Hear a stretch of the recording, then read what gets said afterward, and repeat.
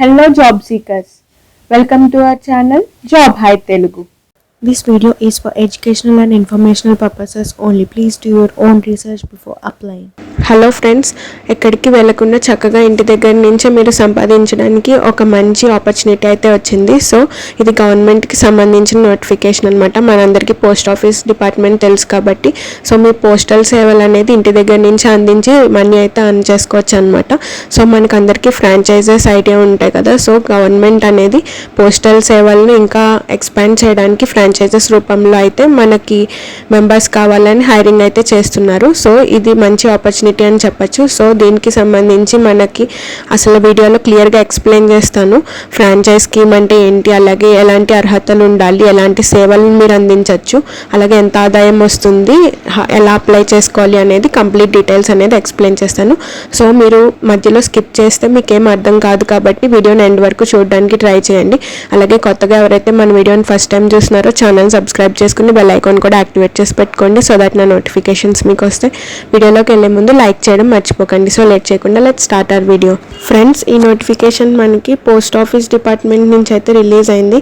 So franchise scheme to provide increased access to postal services in urban and rural areas. So ఈ urban and rural ఏరియాస్లో మనకి franchise scheme provide చేస్తున్నారని చెప్తున్నారనమాట. Postal సేవలను increase చేయడానికి ఈ ఆలోచన అయితే తీసుకున్నారు. సో మనకి దీనికి సంబంధించి డీటెయిల్స్ అనేది ఇప్పుడు చూద్దాము.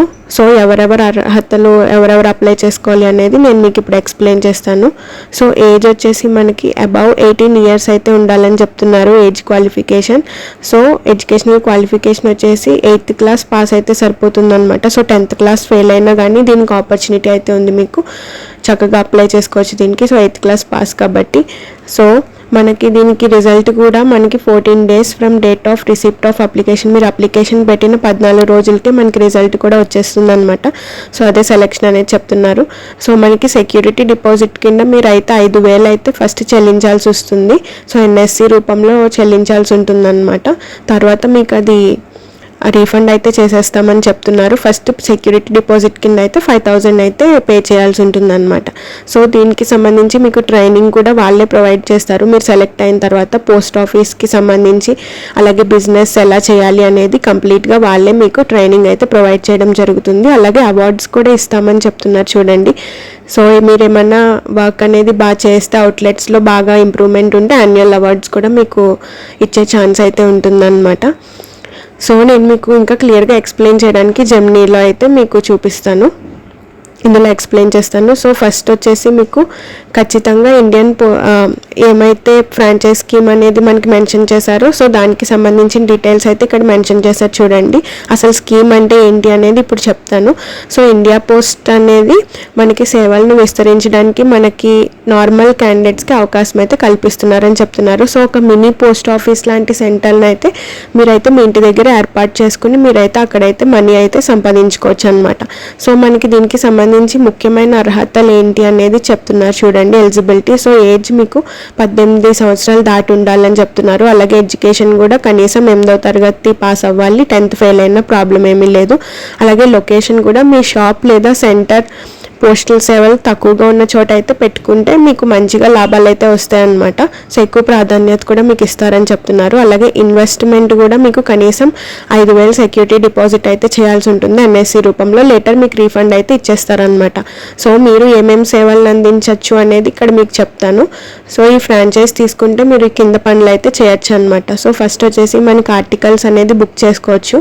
సో స్పీడ్ పోస్ట్ అందరికీ తెలుసు కదా. సో దాని రిజిస్టర్డ్ పోస్ట్ బుకింగ్స్ అవి ఉంటాయి కదా. సో ఆ ఆపర్చునిటీ అయితే ఉంటుందన్నమాట. అలాగే స్టాంప్స్ అండ్ స్టేషనరీ అంటే పోస్టల్ స్టాంపులు మరియు స్టేషనరీ అమ్మకాలను కూడా మీరు కౌంటర్ పెట్టుకుని చేసుకోవచ్చు. అలాగే మనీ ఆర్డర్స్ బుక్ చేసుకోవచ్చు దీంట్లో.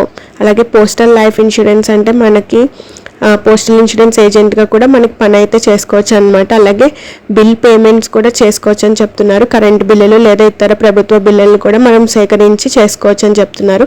సో ఆదాయం అనేది ఎలా వస్తుంది అనేది మీకు ఇప్పుడు చూపిస్తాను.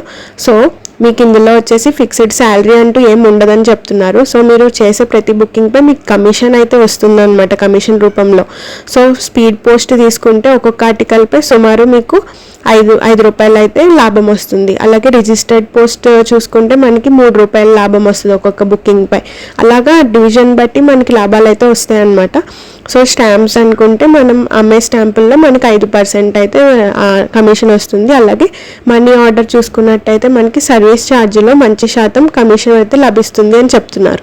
సో మనకి ఎలా అప్లై చేసుకోవాలి అనేది నేను ఇప్పుడు మీకు ఇక్కడ ఎక్స్ప్లెయిన్ చేస్తాను. సో ఫస్ట్ వచ్చేసి మీరు డివిజనల్ హెడ్ పోస్టులను అయితే కలవాలని చెప్తున్నారు అనమాట, పోస్టల్కి సంబంధించి మీ ఏరియా దగ్గర. సో అక్కడ లభించే అప్లికేషన్ ఫామ్ని అయితే పూర్తి చేసి మీరైతే సబ్మిట్ చేయాల్సి ఉంటుంది. మీ లొకేషన్ మరియు అర్హతలను బట్టి అధికారులు సర్వే చేసి మిమ్మల్ని అయితే ఎంపిక చేస్తారని చెప్తున్నారు. అలాగే మెమరాండమ్ అండ్ అగ్రిమెంట్ అయితే ఉంటుంది కదా ఫ్రాంచైజ్ స్కీమ్కి సంబంధించి. సో మీరైతే ఇది సంతకం చేయాల్సి ఉంటుంది అనమాట. సో ఇది మనకి నోటిఫికేషన్ కాబట్టి ఇందులో నేను మీకు ఇంకా డీటెయిల్గా అయితే ఎక్స్ప్లెయిన్ చేస్తాను. ఇది వచ్చేసి మనకి ఫ్రాంచైజ్ అవుట్లెట్ స్కీమ్ అనమాట అప్లికేషన్ ఇది. సో దీని మీద మీరైతే సంతకం చేయాల్సి ఉంటుంది అనమాట దీంట్లో. సో ఇది ఫిల్ చేసి సంతకం చేయాలి. ఇది ఈ మెమరాండమ్ ఆఫ్ అగ్రిమెంట్ అనమాట, ఇది అగ్రిమెంట్కి సంబంధించి. అలాగే మనకి ఇక్కడ డీటెయిల్డ్గా కింద ఇందాక నేను మీకు ఎక్స్ప్లెయిన్ చేశాను కదా కమిషన్స్కి సంబంధించి. సో దానికోసం అయితే ఇక్కడ డీటెయిల్డ్గా ఇచ్చారు లాస్ట్ పేజ్లో, నేను మీకు ఇప్పుడు చూపిస్తాను. సో ఇదే మనకి షెడ్యూల్ ఆఫ్ కమిషన్ అనమాట.